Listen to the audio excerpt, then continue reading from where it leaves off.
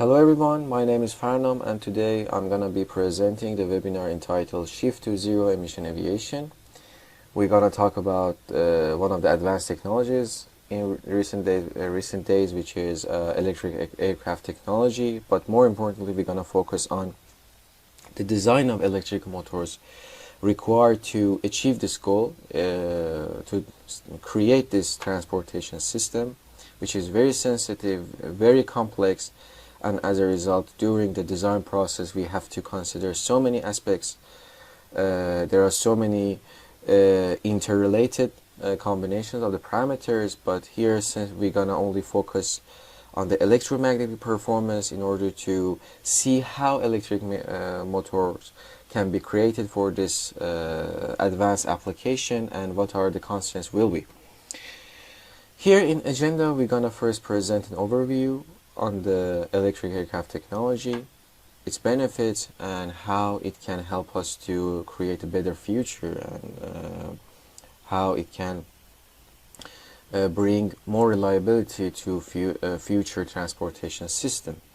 And after that, we're going to focus on high power density motors, which is essential for electric aircraft systems. We're going to talk about its advantages and actually the requirements necessary for this application. And we're going to talk about, after that, we're going to talk about the design challenges that we might face as designers and engineers during design of this very advanced motors. And in order to see actually real life motors using that is being used in this specific application, we have studied two already existing motors, which has been which they have been presented in one of the research papers in 2020, and we try to replicate them in the EMWorks environment. Virtually we analyze their performance, and of course we added an optimization process based on parametric sweep. We investigated design space, and we saw how different characteristics of the motor are related to the design parameters. And after that, we will see the results. We'll have a discussion and have a conclusion at the end of this presentation. Well, without further ado, let's dive into the content. As we know, all the electric transportation systems are bringing lower cost, lower maintenance costs, actually better performance, better reliability, and they want to get rid of the problems caused by fuel-based transportation systems. And in long-term planning, we can conclude that we will reach lower cost compared to already existing fuel-based machines, no matter they are in the sea, they are in the roads, or even they are flying objects. And the nature of electric transportation systems, including electric aircraft, they are very eco-friendly, and they are here to reduce or minimize the emissions caused by the existing transportation system, including the aircrafts. And at the end, we will reach higher efficiencies, we reach reduced maintenance costs, and also we will enhance the reliability by using the modern technologies such as power electronics and all of the control systems. And of course, one of the important results of using electric motors in the transportation system such as aircraft is we will significantly reduce the noise caused by the engine. Here the electric motors, because they are working very slightly, and actually they are working without any noise in recent days, considering the advanced research that researchers are doing on noise and vibration analysis. And here, of course, this is also going to be an advantage comparing to conventional combustion engines. But The main aspect of the design of electric motor for this very specific application, very special application, is that it's not a conventional one. It's very different compared to electric vehicles, and we have to address two important requirements for this very sensitive application. First, we have to want to high power density, and also we want to have a high reliability during the performance. Well, the first one, which is the high power density, is because that we want to reduce the weight of the machine, weight of the electric motor, in order to make it possible to have a better flying performance and reduce the weight of the whole system. And also we want to increase the power because we want to make it faster, make it better, make it powerful during the performance. We want to increase the torque. And as a result, we want to increase the efficiency. And when we are talking about reliability, is that we need to make sure that this motor actually is reliable and it won't cause any troubles during the flight, because we don't have so many options during the flight.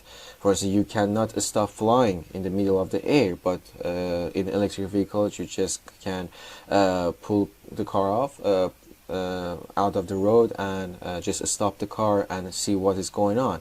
But in the air we don't have that option, so high reliability is a priority and is a red line when we are designing electrical machine.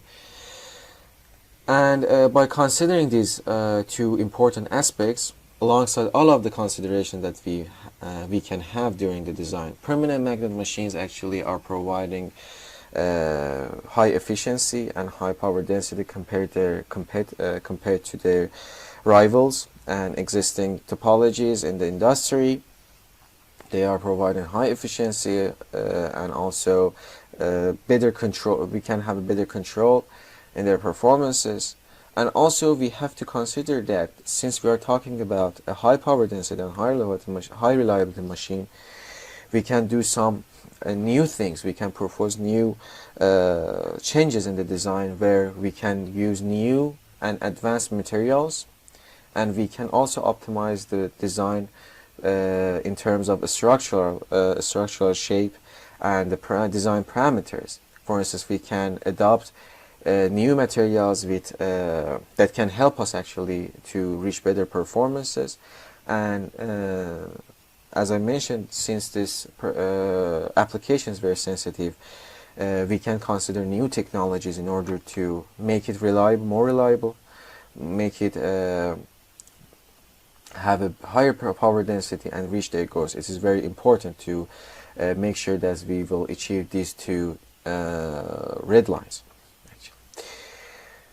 And as we can see here, design challenges, as we mentioned, should be addressed first before any prototyping process starts.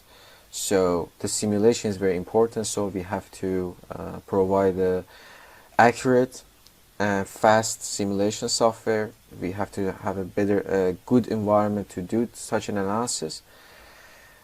And then we will investigate, improve possible choice for improvement of power density, and in our case permanent magnet machines.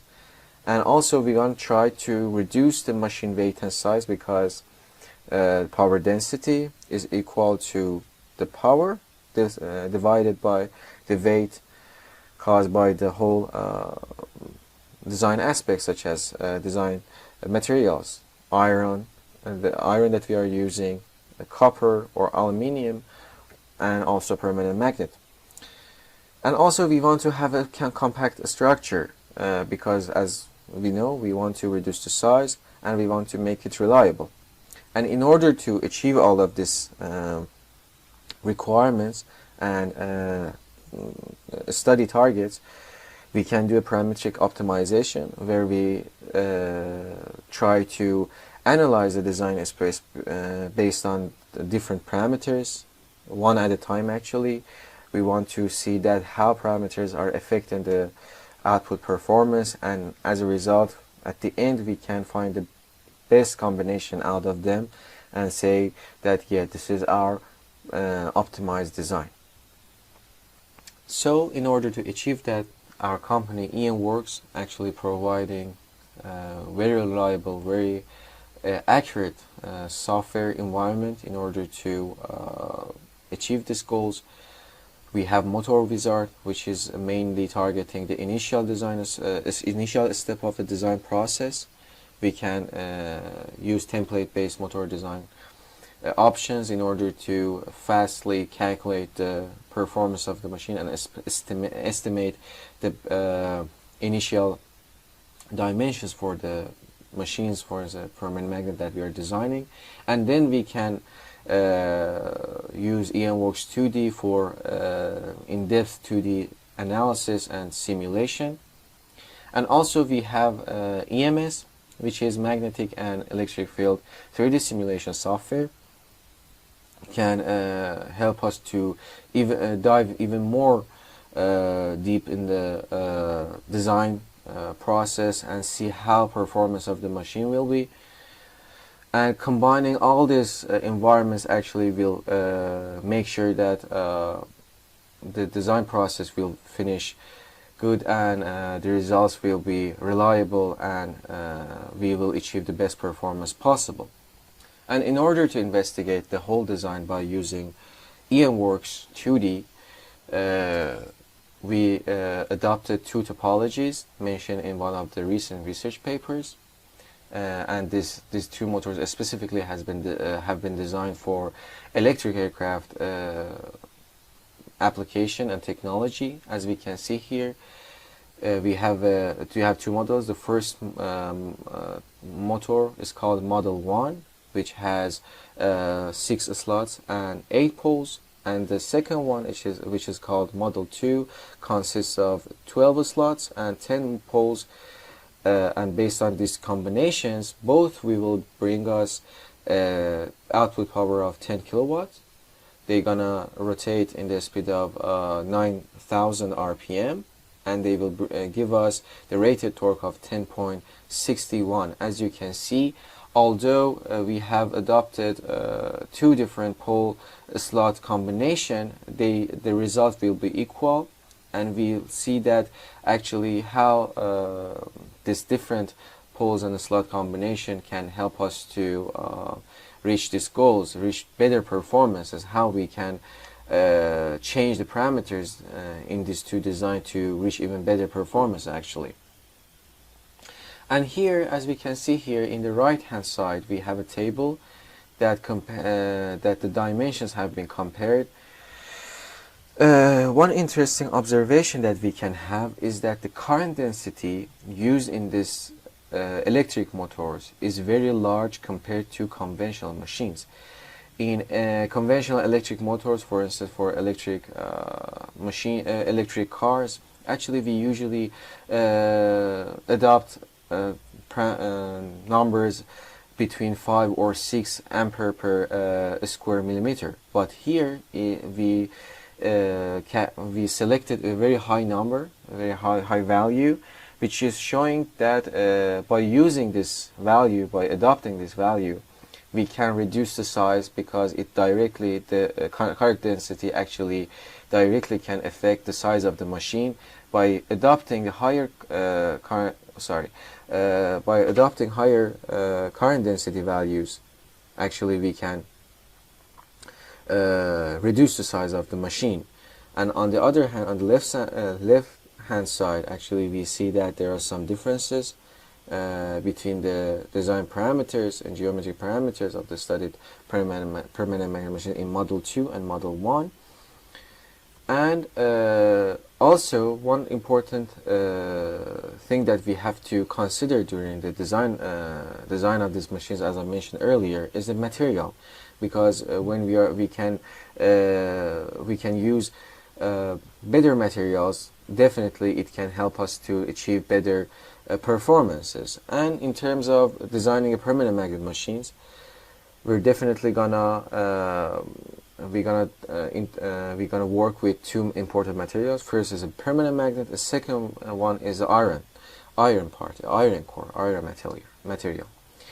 And here for permanent magnet material, in the simulation, based on the prototype actually already existing, mentioned in the paper itself, reference itself.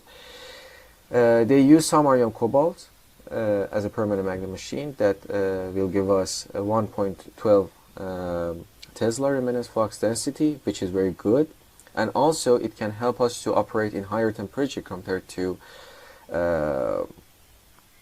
other permanent magnet materials. And it can also, as a result, it can help us to prevent from high temperature demagnetization phenomena, which is very undesirable. We have to make sure that it's not gonna happen, and as a result, using this permanent magnet material will help us to achieve this goal. But one interesting observation that our team had in the paper was that the iron core material that has been used was very unconventional in this specific application. They use Hyperco 50, which is an alloy combined of iron and also cobalt, and as a result it can give us a saturation point of 2.35 Tesla, which is very high. And as a result, we can say that yes, since we can operate in this specific magnetic flux density, considering the BH curve of this material, we can increase the magnetic flux density of the machine, and as a result, we can reduce the size even more. And this is where the engineering shows its power. We are using better material in order to achieve better performances. And interestingly, since we are combining iron characteristic alongside cobalt, we will achieve less iron loss compared to conventional silicon steel. And as a result, since we are trying to reduce the size and make sure that the performance is very reliable and great, it is preferable to use this material as an iron core material for the machine design for this specific high power density machine. Okay, after we saw that the material we're gonna use, what characteristics that they have, we're gonna duplicate them in the EMWorks 2D environment. As we can see here, we're gonna deal with the material, we're gonna talk about the meshing, we're gonna talk about the excitation, etc. And this is the environment of the SolidWorks and also EMWorks 2D software, which is provided the 2D solution for this design, both Model 2 and Model 1. And here for the simulation part, simulation settings, first we're gonna duplicate and create actually the material in the material library. Here we are facing large options, large number of options for material selection, which is very good. It has been provided by the manufacturers, and it's really great. And after selecting the materials for each part, we're gonna of course select the boundary conditions, which is magnetic vector potential, zero magnetic vector potential, and then also we want to calculate the force and torque also, so we define them, and we use mesh control in order to achieve the desired accuracy in the prediction based on finite element method. And also we created the excitation part, we created sinusoidal excitation, and all the windings of the machine has been simulated and created virtually, so we can have the analysis. And here we have a comparison between these two simulated models. As you can see in the Model 1, the peak value of the flux density in the yoke has been reached 2.1 Tesla. On the other hand, the Model 2 will reach 1.58 Tesla in the rotor yoke. And same here in the Stator yoke, the flux density has been 1.83 Tesla, and the Model 2 we will have 1.64 Tesla. And as you can see, there are some differences due to pole and a slot combination, and they all have been selected in such a way that we achieve the desired performance values.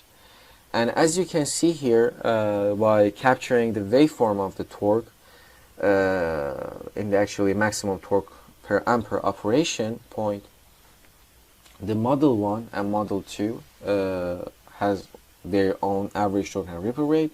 The Model 1 has produced 10.8 Newton meter average torque with a ripple rate of 4.26 ripple percent. And in Model 2, we have a 11.37 Newton meter and with ripple rate of 30.9%. Okay, let's have an interpretation of the results. As you can see, the torque of the both machines achieved higher values compared to the minimum requirements. The ripple rate of the Model 1 is higher. The power density of Model 2 is better.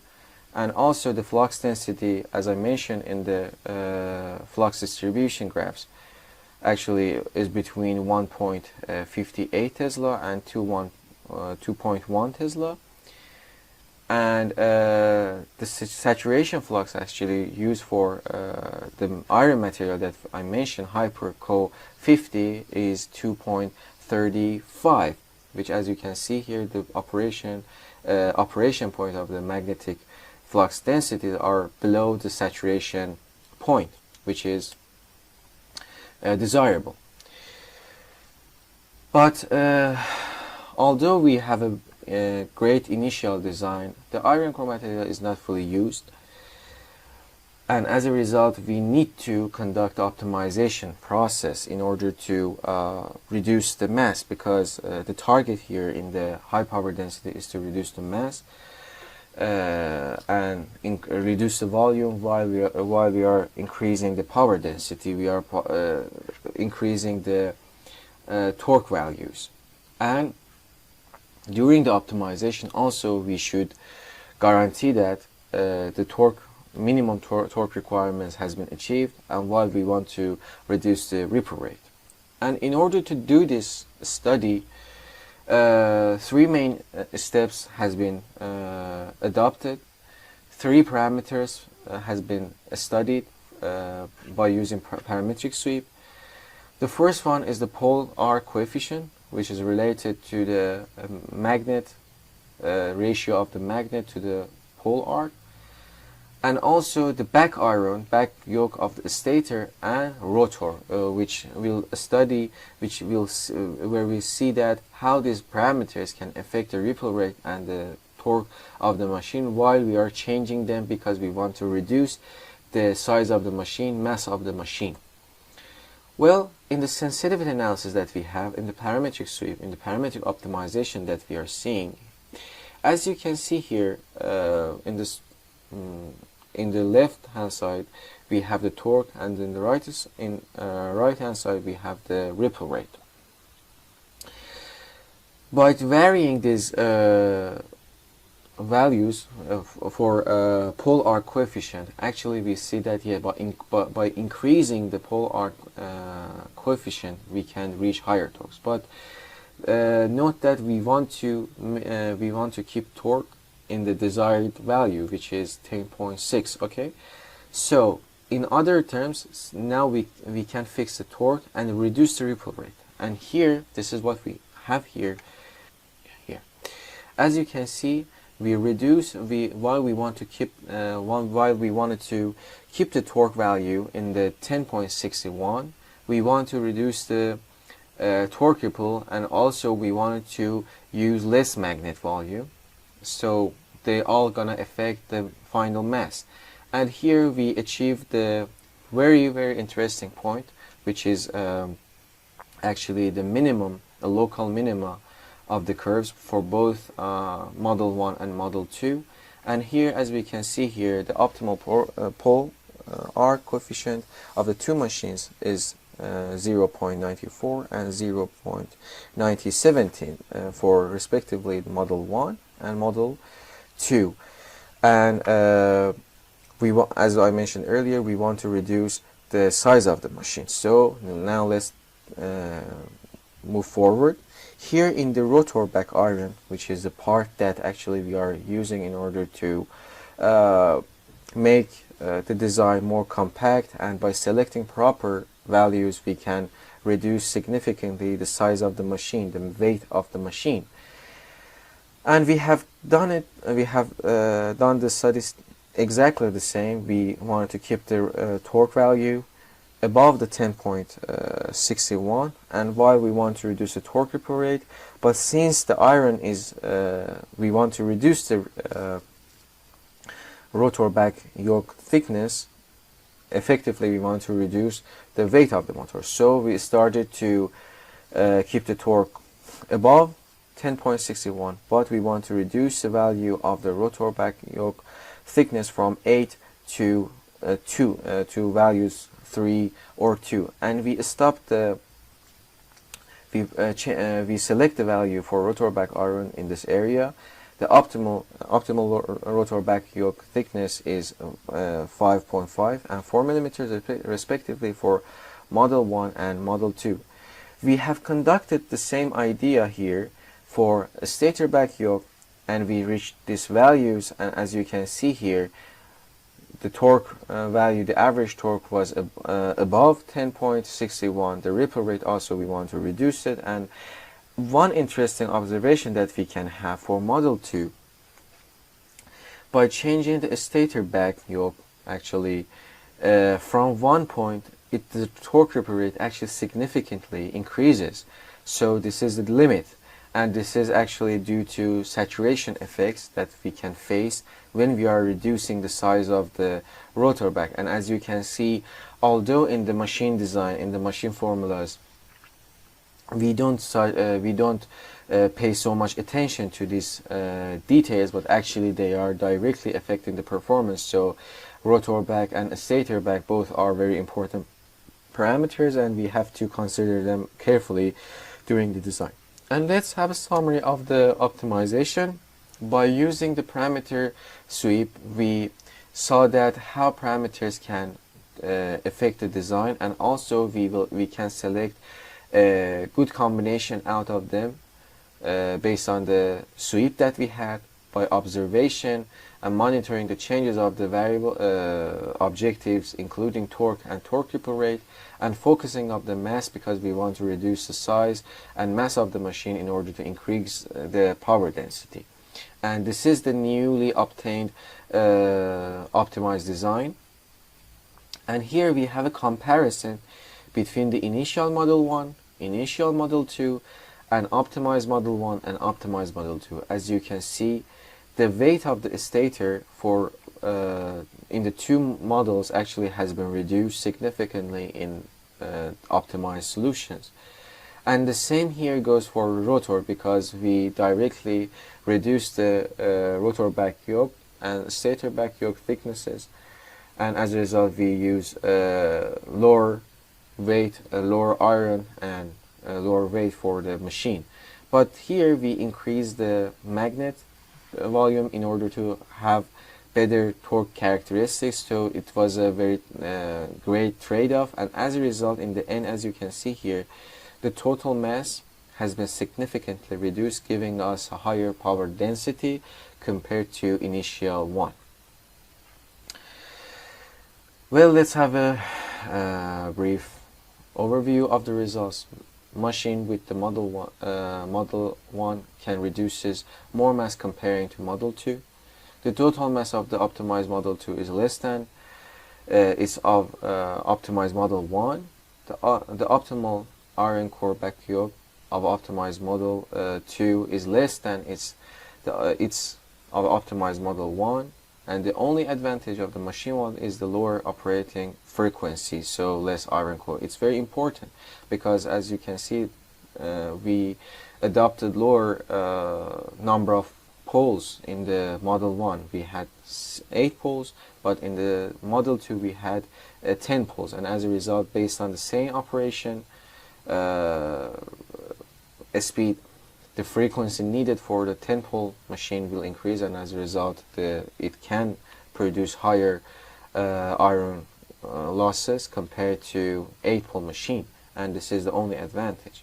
And PMSM with Model 2 can provide higher output torque with lower torque ripple compared to Model 1. These are the observations that we had by help of EMWorks 2D software, which were completely compatible with the real-life results presented in the paper that you can find in the end of the presentation. And as a conclusion, we can say that two of the models of the PMSM considering as a high power density machine for the electric aircraft application are designed and simulated by means of EMWorks 2D software. The model's output torque satisfied the required rated torque. The minimum value was 10.61, but we reached higher results with both of the machines. And the choice of the materials and the structural design of the aerospace materials has the possibility of the optimization to improve their power density. We work with materials and the structural design in order to achieve that. And as a material, we use Hyperco 50 as a alternative material, giving us 2.35 Tesla in the knee area of the BH curve, giving us a better saturation performance. And as a result, we could have reduced the size that we actually did. Also, we used parametric optimization that helped us to even go further and achieve better performances, satisfying all the requirements. And of course, we increased the power density even higher. We reduced the mass while we kept the torque constant. And at the end, we saw that Model 2 is actually giving us a better and improved performance compared to Model 1. And these are the references that people can use in order to dive more into the very advanced topic of the electric aircraft and aviation, and hope it was useful for you. Thank you for your time, and if you have any question, I would be glad to answer it. Now let's answer your question. So first question is about our software, whether they are standalone or integrated software. Yes, they are integrated with SolidWorks and Autodesk Converter, so you can model, create your geometry, your motor CAD files using whether SolidWorks or Autodesk Converter. Then you can do the electromagnetic and multi-physics simulation using our software. What kind of second question, what kind of multi-physics features or solution that we offer? So our software comes with embedded multi-physics options, including both steady state and transient thermal. So you can couple your magnetic solution or magnetic studies to both steady state and transient thermal simulation to compute the heat generated because of these losses, because of the electromagnetic losses, whether they are caused by eddy current or core loss losses. So yeah, this kind of multi-physics. Also, you can compute the linear deformation or the structural deformation caused by thermal stress and electromagnetic forces. So automatically and internally, the software can be coupled to linear static solver to compute this deformation, this mechanical deformation. So if you have like a high temperature and this temperature may cause some deformation in your structure, yes, it's possible to generate or compute these deformations. In addition, of course, to the motion, which is used especially for electric machine or electric motors, also for eddy current braking systems, levitation systems, and so on. So where motion is needed, we can use the coupling to SolidWorks motion. So does the parameterized optimization work in EMS 3D? Yes, it does. So EMS 3D as well. So because the product that we used for this webinar was the 2D software, but also the EMS 3D offer the same capability. And you can use any or you can parameterize any geometrical or simulation variable of your system to perform maybe optimize or adjust your system or your motor and improve its performance. Yeah, so you can link any geometrical variables that you define inside SolidWorks, whether it's a distance, dimension, sketch dimension, angle, distance between components, thickness of magnet, and so on. So these can be parameterized, and you can solve your analysis and check their impact on your results. So the impact of each or combined variable. So you can have like more than one variable, and also you can have a combination of simulation and geometrical variables. So you can parameterize also current, voltage, and so on. So is parameterization automated to maximize a target value? No, it is, for now, it is just a manual parameterization. You have to adjust, you have to, control your variables and so on. And based on the results, you can adjust, maybe increase the range of maybe angle, maybe dimension, and so on. But we have our separate optimization module that will be available soon. So this is an automated optimization feature which allows you to run or maybe analyze or conduct some sensitivity and optimization analysis of your system, especially for electric machines.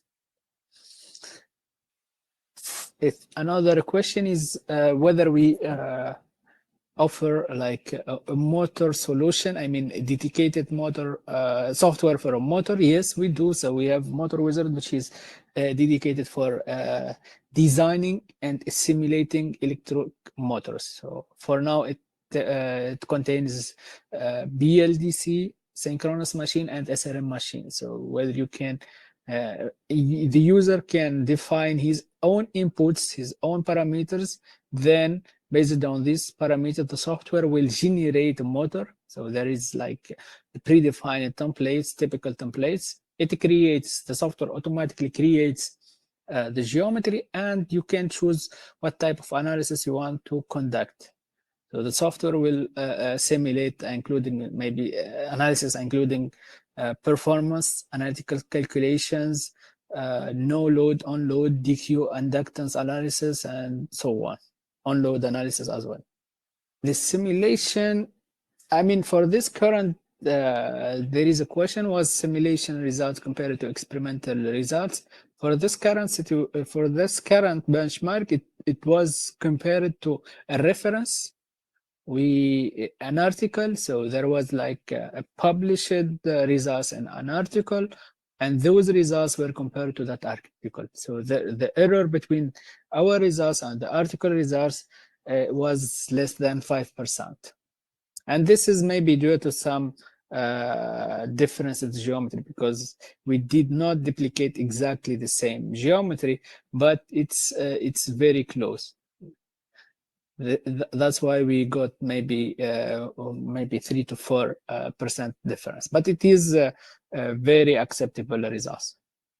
So, yeah, and for other benchmarks, yeah, we have comparison against experimental, against measurement results, lab results. So our simulation results usually provides like an error between maybe 0 and 10% errors. So if you get error higher than 10%, this means that your simulated model is different than the tested model. So that's why usually we have to be sure that we are comparing apple to apple. Okay, I think we are done for today. So thank you again for joining us, and hope we see you in upcoming webinars. Thank you all. Have a nice day. Bye.